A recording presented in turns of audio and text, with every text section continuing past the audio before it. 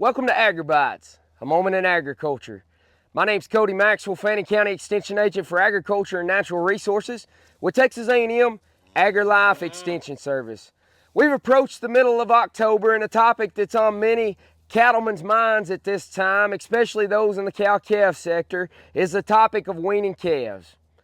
There's several different techniques that we can use when it comes to weaning calves. Four most popular ones, are the ones that we would say are used by most people, are the trailer weaning method, the corral weaning method, the fenceline weaning method, and weaning with a mechanical weaning device. Now obviously there's pros and cons to all of these. There's labor that's involved in some, there's labor that doesn't even exist really. In some of them it's more of a convenience type deal, that being the trailer weaning method, the one where we load them up into the trailer, haul them straight to the auction barn. They sell, there's so much stress that's associated with it. There's another one which is the corral weaning method, where we bring calves from different places that we may have into our headquarter location, which would be the corral. We wean the calves there, and then we sell them after the time frame in which we desire to wean them. Fenceline weaning is when we have a solid fence, typically a pipe fence with cattle panels in it, in between our calves and in between our cows. They can touch noses with each other, they can see each other, they can still have that bond with each other. The only difference is the calf can't nurse from the cow, and so we make the weaning method a non-stressful environment. Then lastly, the mechanical weaning device method. That's where we put a device in the nostrils of a calf. When he goes up and tries to nurse from the cow, there will be some spikes on it that'll poke the udder of the cow. She'll kick at the calf, she'll kick him off. We do this for several days. Then we bring the calf up and he's already weaned, because this cow has weaned the calf off of her. Now there's one thing that always comes to mind by many people whenever they try to consider weaning calves, and that is, will it pay me to do so?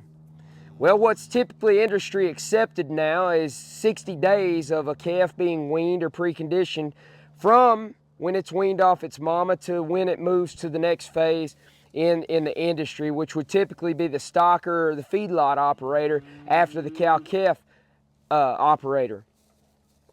So we ask the question, will it make me money? Well, I can tell you by research proven methods that yes, you will make money. There's going to be labor involved, but when you're not weaning your calves, you're leaving money on the table. I've got some calves here behind me. These are some bull calves that are registered bull calves. The reason we wouldn't castrate these calves is because they're registered from seed stock producers, so they'll be sold as herd sires later on in their life. These calves go through the same exact protocols and preconditioning phase that many of our commercial calves do. These calves have been weaned now for roughly about 60 days. They're out on pasture. They know how to eat out of a trough. They know how to drink out of a water trough. So they would be ready for that next phase in the industry.